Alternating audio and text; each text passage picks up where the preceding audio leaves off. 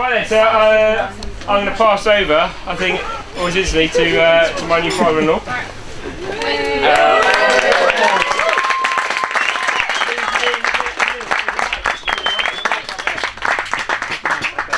Right. That's it all. Hey. Okay, my voice doesn't carry quite like Tom's does. So I definitely need this if those of you in the back want to hear this speech. So anyway, today my daughter had the opportunity to celebrate her marriage to Tom for the second time. Hey. And I had the honor of walking her down the aisle for the second time, which most fathers don't get the opportunity to do.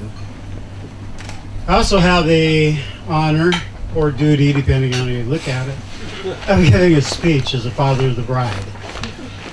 So, at the wedding in Seattle, I thanked all of our friends and relatives for traveling from various towns and cities across Washington and from farther away to join us for that special occasion. As one of the probably few people in this room that don't speak with an accent, I'm going to let Tom have that honor. And I'm just going to tell you that Nicolay and I, my wife Nicolay, have had a wonderful time on our journey to join you for this special occasion. And I'd like to tell you a little bit about Jennifer's journey to this place. Her journey began in 2006, the summer of 2006, before her third year at the University of Washington, when she came to us and said, "I'd like to go study abroad." And she said, the university has a program, or a scheme, as Tom would call it, whereby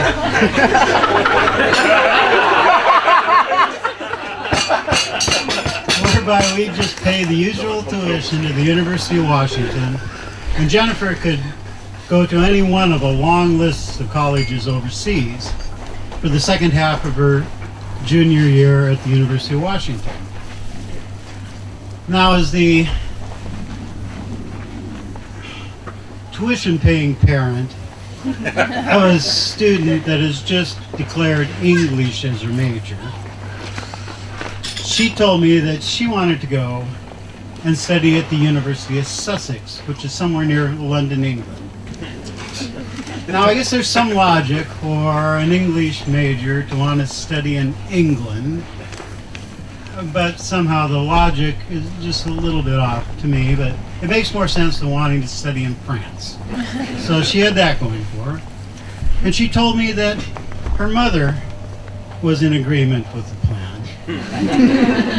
And I looked at Nicolay, and she sits there with her eyebrows raised and a smile on her face, which leaves me in the position of either being the overprotective parent or the understanding dad. Nicolay had left herself in the position of being the understanding mother, knowing full well that I was going to say, "I'll think about it," and consulting with Nicolay later. So after spending a lot of time trying to decide what to do, New Year's Eve that year found us standing at SeaTac Airport, waving goodbye to Jennifer as she boarded a plane for Gatwick Airport. And she wasn't with a group of students from the university, and she wasn't even with a couple of friends that had decided to do the same thing. It was just little Jennifer, all by herself, with her phone, traveling halfway around the world, promising to call us as soon as she was safely on the ground in England. I'm supposed to remember this whole speech, I think? Anyway, those of you in the crowd that have young daughters, you're probably aware that until you have a son-in-law, you never really know what's going to come through that front door. With Jennifer, you know, there have been the usual high school crushes and some dances and the prom. But then she went to the university. And from what I was told, all that was at the university was frat boys and nerds.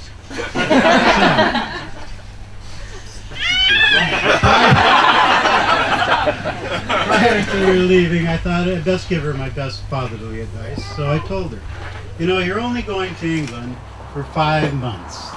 This is strictly catch and release.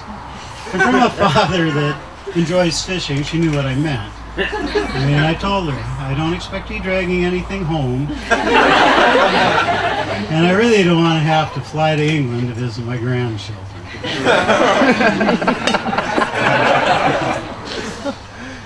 And she gave me that, oh, Dad, with a little smile, you know, and off she went.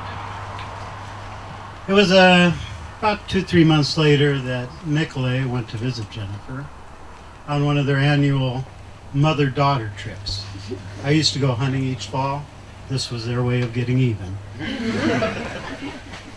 So, Nicolay was to meet Jennifer in Brighton, and then the two of them were off to Rome for Easter.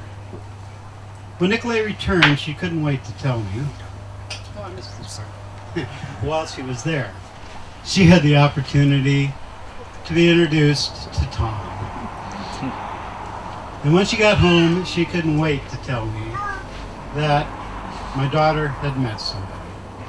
And I could tell by the look in Nicolay's eyes and the smile on her face that we were talking about something serious, and Nicolay definitely approved.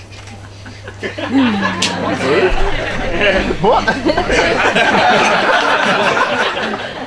She didn't know very well. Jennifer had been home less than a month and when she brought Tom through that front door. And I'd have to say that,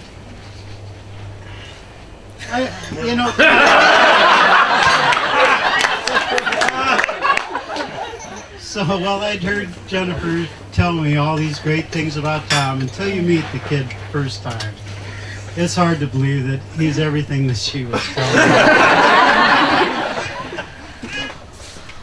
So, Tom visited Jennifer 4 times prior to her graduating the following June. And he sent her airfare to visit him once. So it was pretty evident that he was in love. He didn't want her to forget him and think harder about one of those frat boys or nerds. And for Jennifer's part, all she wanted for graduation present was return airfare to England, which she did get. So, it's been 7 years since that graduation day, and Tom's been to America so many times that I've lost track. We've been winter trips where we've gone skiing and snowboarding. We've done Christmases with the families. We've done summer trips where there's water skiing, wakeboarding. We've gone on golf trips. We've gone camping. And we just hung around the house and had a beer or two. It's been a lot of memories, a lot of good times.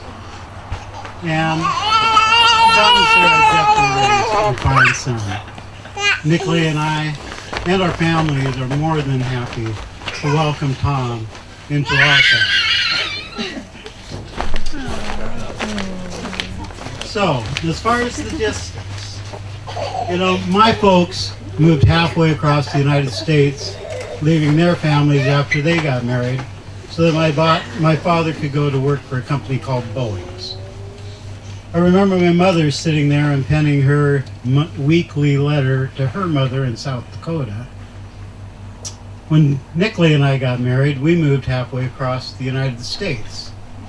And I remember the impact on the budget of the long-distance charges on the monthly phone bill. Today, for that same monthly charge, we not only get phone calls, we get texts, emails, WhatsApps, Facebook, FaceTime, blogs. We can log in remotely to our daughter's computer and see slideshows of Kimmy to visit Tom's sister and her husband Bruce. I mean, modern technology has made this world a much smaller place. And now there are those parents that are lucky enough to have their children settle down in the same town that they were raised in. But for those of us that grow up and live in small towns, the norm is if you're going to go see the kids, it's going to be a trip. And any trip, it takes about the same amount of time to pack your bags. Nicolay and I can go to SeaTac Airport any evening, board a plane, and be in Brighton in time for tea. So with that thread, I'd like to introduce my wife, Nicolay, who's going to propose the toast.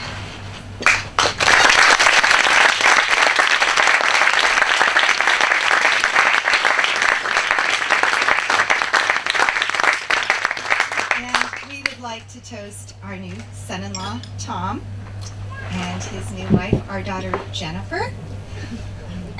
May you have many, many years of blessed happiness.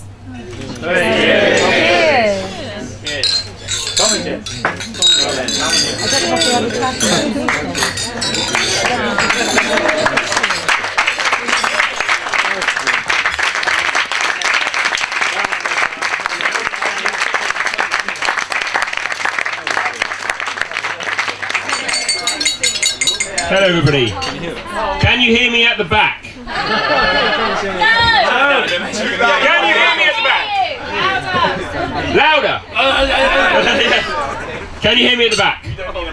No. Yes? No? Wait. Wave if you can hear me, I should say. Brilliant. Hello, everybody. Time for Tom. Right then. Time for Tom. So first up, let's be grateful for the weather, because this is amazing.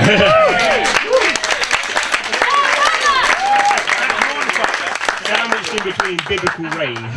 We are very lucky for today, and I'm a very lucky man. So, the weather. I was hoping it would keep a few more of you away, but it looks like the cake's going to make it around after all. So, first up, there needs to be a toast to the people that couldn't make it today, and that is to absent friends and family. So if you could please be upstanding. Upstanding? Upstanding. It's going to be some ups and downs. I'm going to get the best out of you. So please, to absent friends and family. Absent friends and family.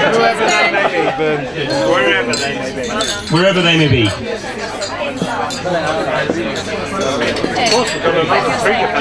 You may now be seated. Downstanding, yes. Every time you post the camera. So, I think you'll all agree, I'm a lucky man. Jen has been a hit with me. She's been a hit with everybody. She's been a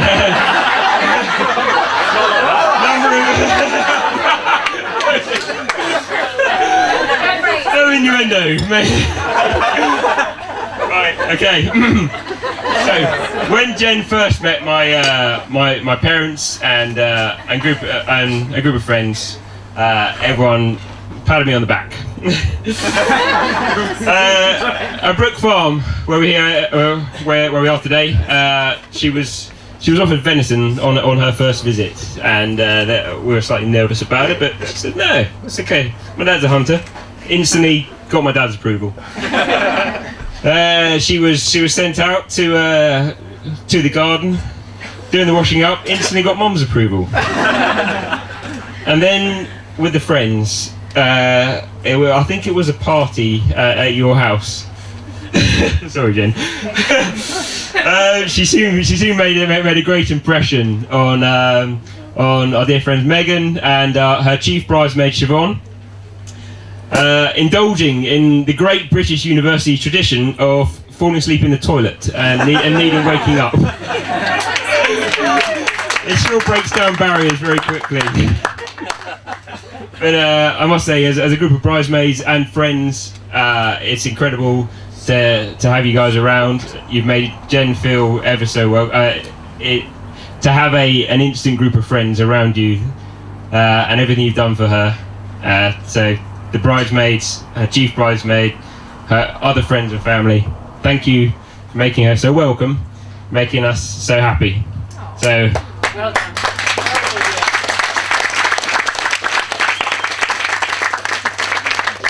as a group of bridesmaids, Jen's had the help us brought some of the best girls I know, sisters included.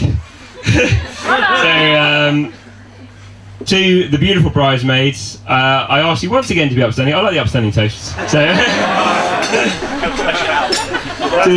to raise a glass to the bridesmaids.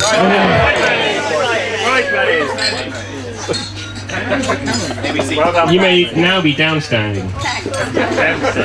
And Tom White needs to remind me of the passcode. 2390. 2390.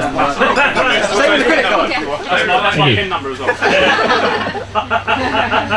So for a little bit more history. So Jen and I met in a jazz bar. some 8 years ago. And the story would be classy if it ended there, but it was £1 tequila night.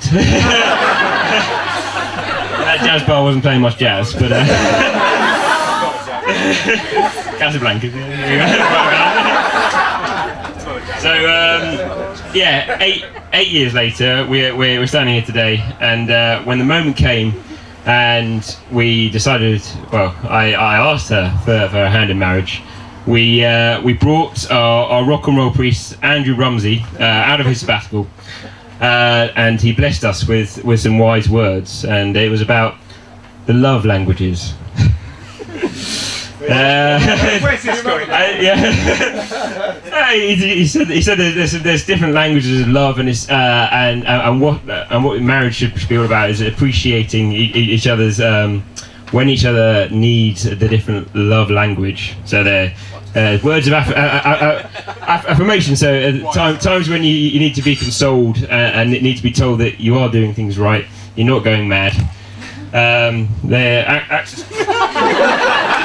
Ross didn't like that one, right? There are acts of service. That's when I'm coming back from a long day and Jen's there with dinner. Thank you, Ross. Receiving gifts, quality time, and the physical touch. And he said it's like I say, it's all about identifying which language your partner needs at a particular time.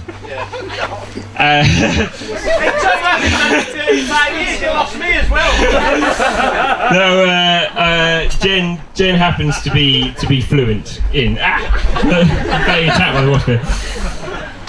She happens to be fluent in the language of love, whereas I am a mere lost it.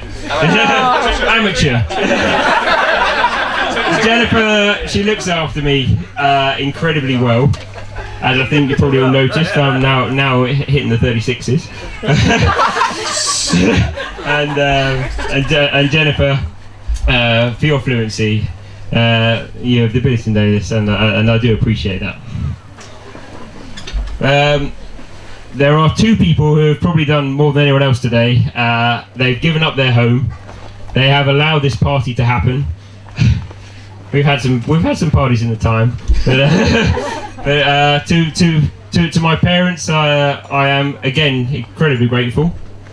Thank you for everything you've done today, and for all the love you've brought to this wedding.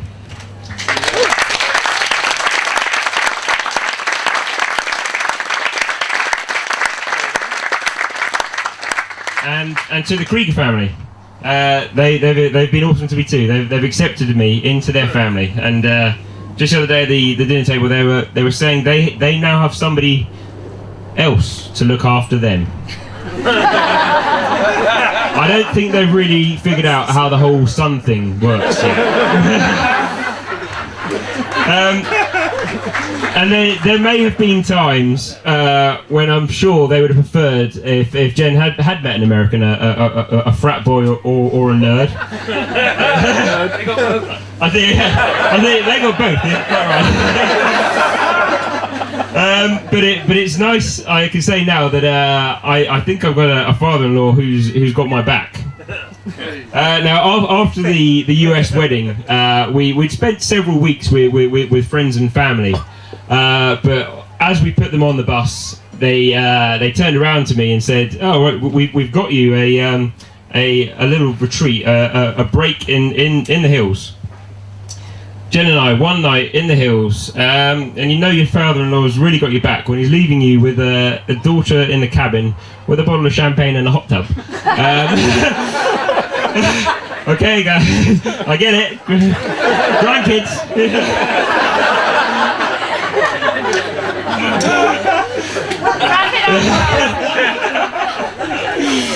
So, I moved swiftly on from that one. There was some love languages somewhere in there, but I won't come back to them.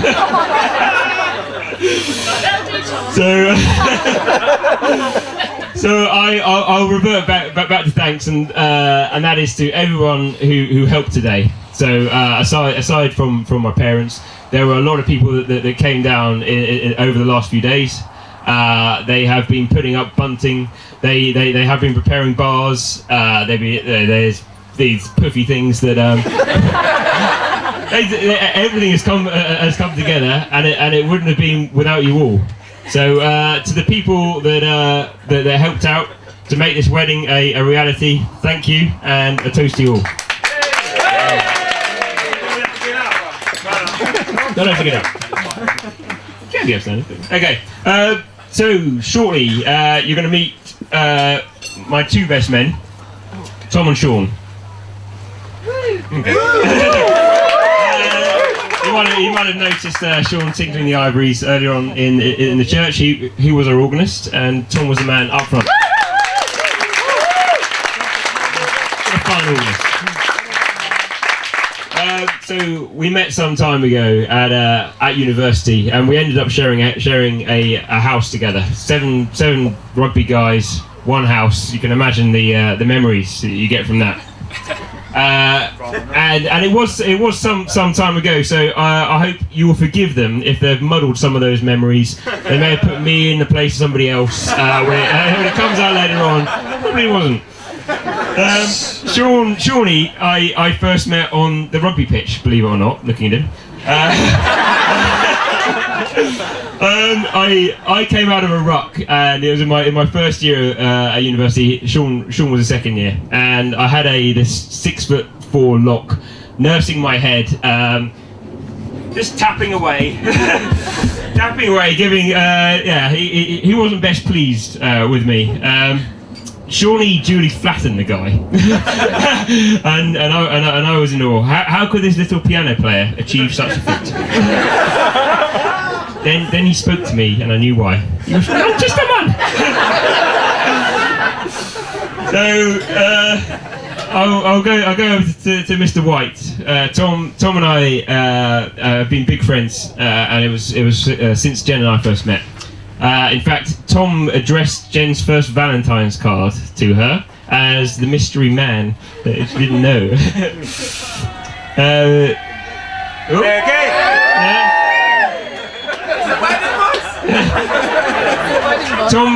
Tom is the most immature of my friends in facial hair, and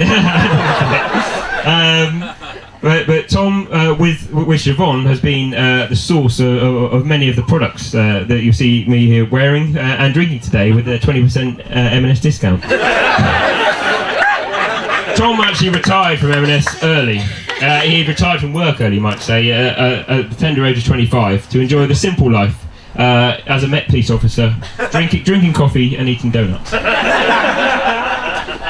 Tom is the most upstanding, moral and virtuous man I know. Almost sounds like a best man speech, but I suppose you could say opposites attract. Finally, I will go once more to Jennifer, and I hope you all agree that she is absolutely stunning today, as she was in the last wedding, as she is every day. I am, like I said earlier, an incredibly lucky man. Jennifer, for everything that you've done today, for everything that you've done over these last 8 years, you're awesome, baby.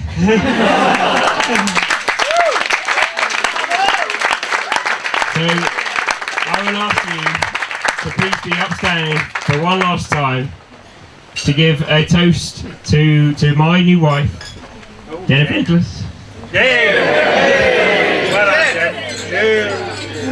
Thank you.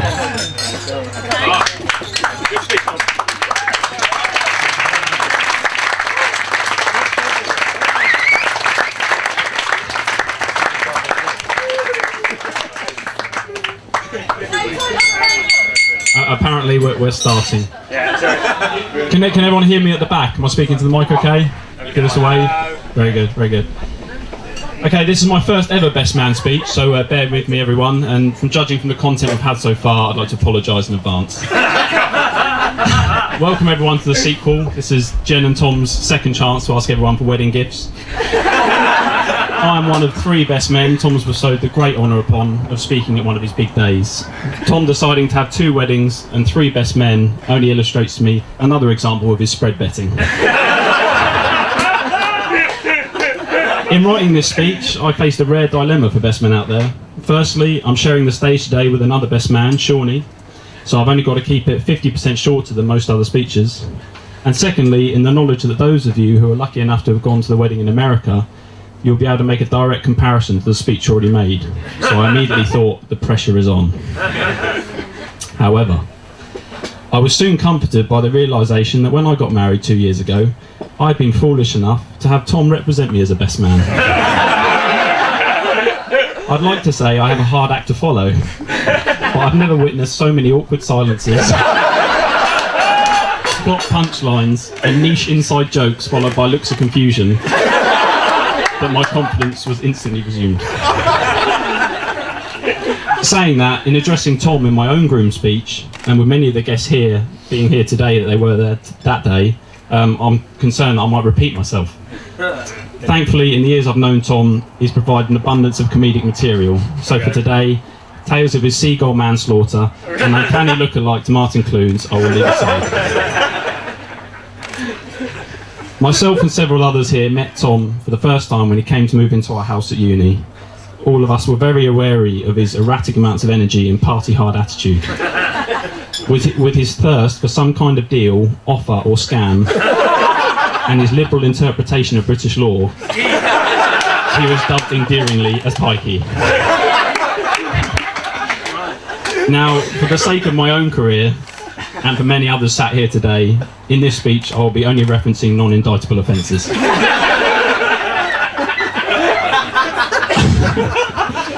Our uni house had 7 housemates. We would often go to Brighton together as a group.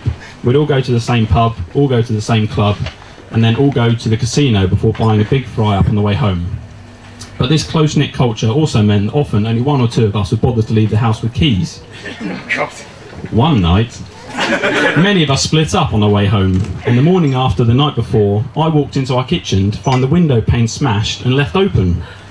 Confused, the housemates consulted among each other, fearful we'd been subjected to some kind of break-in. A sleepy and hungover Tom emerged, telling us he'd just forgotten his keys, and rather than ring the doorbell in the early hours, he decided to break into his own house by putting his foot through the window. On seeing our disapproving looks, many of us thinking, why did we let him live with us?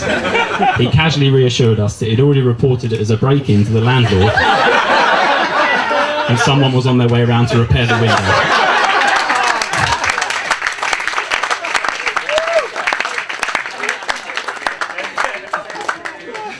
Having known Tom for a decade now, there are countless stories I could tell, but with limited time, this event really sticks in my mind.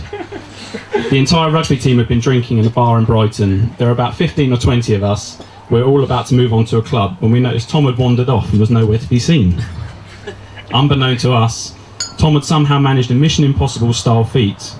He boldly walked behind the bar area, down into the cellar, picked up an entire case of alcohol and made his way out of the venue.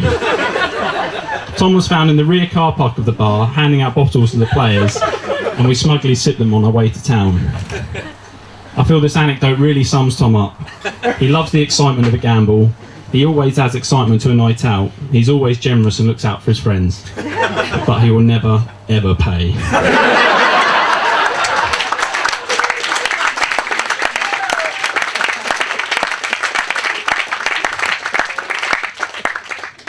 As time has passed from university days, we've been through a lot together. We've seen the world, we've done stag do's, rugby tours, we've had highs and lows. One thing I've really noticed is Tom's recent slapdash to personal hygiene. I don't know if this is because he's already won Jen's heart and stopped bothering, but on a more recent boys outing he reached an all-time low. Oh no. I'm sorry. One weekend I had the flat to myself, so I thought I'd arrange a boys outing in London. We met up for a day of rugby and drinking at Twickenham, just like old times. We were all out on the town together, and after leaving the stadium we went to a picturesque pub by the River Thames, and the drinking continued. Tom mentioned he was just popping inside to use the gents. And but he was then gone for an unusually long time. He emerged sometime later looking flustered and troubled, claiming there had been an incident. Tom then divulged to us a tale I will never forget. Let's just say, Tom had not made it to the toilet in time. And yes, I'm talking about the bad kind. What followed is something Houdini himself would be proud of. Tom had the near impossible task of escaping his soiled underwear without removing his shoes and socks, and also without dragging the clean shorts across the soaked cubicle floor. In his mind, there was only one option.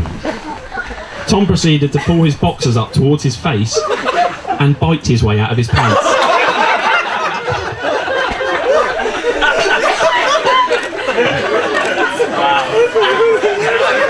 Discarding the evidence in the toilet, Tom returned to the boys, looking shaken but very relieved. The night came to an end, and back at my place, after promising my wife Siobhan that no smelly boys would sleep in our bed, I spent the last moments of that day hosing Tom down in my shower before sharing a bed with him. For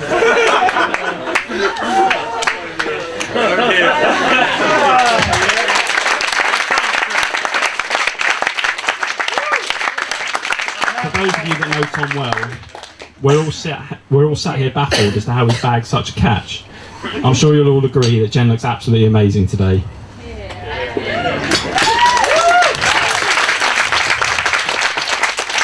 Now, some of you think that Jen puts up with Tom just for visa purposes, but I can assure you their affection is completely genuine.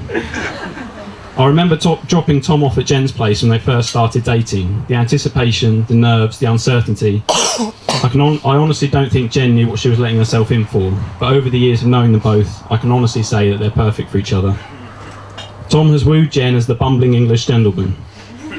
Jen not only puts up with Tom, but has been a perfect partner in crime for all his antics, and they've had countless adventures together. They completely complement each other, and I know they'll have a lifetime of happiness together. Good. So, before I hand you over to a third and final best man, may you all please be upstanding. Work it. Charge it. And raise your glasses to Mr. and Mrs. Nicholas. No,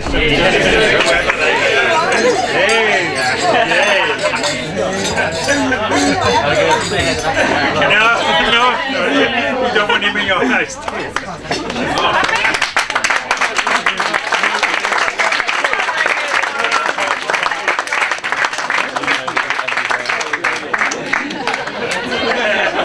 Hi everyone. Sean, Johnny! best man number 3.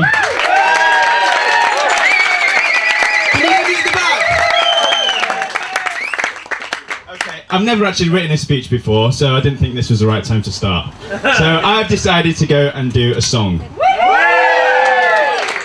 Unfortunately, I've never written a song before either, so let's see how it goes. With the help of someone called Billy Joel. Sean, your backing vocals, are you okay? Yeah.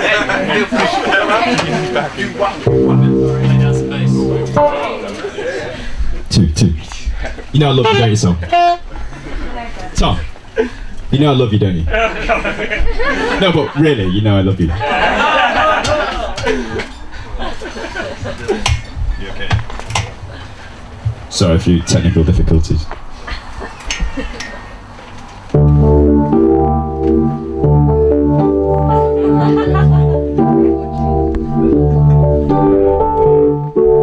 When I first saw you,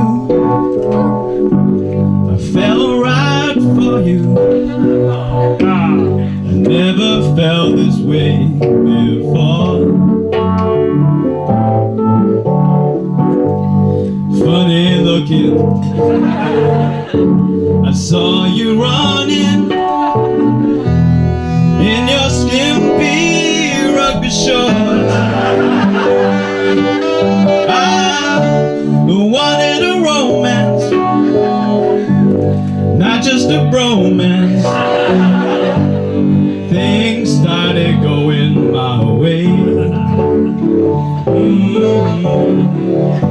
In spite of your glasses, you're dressed like Rolf Harris. I love you just the way you are.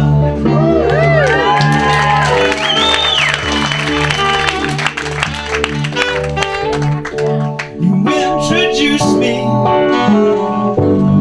to your family. Things were starting to move fast. You moved in with me, and the boys are Shaftesbury. You wiped your ass with your underpants. Then there came as a shock when met someone called Jen. Things would never be the same. She'd do his cooking, and then she'd hug him. How could I compete with that?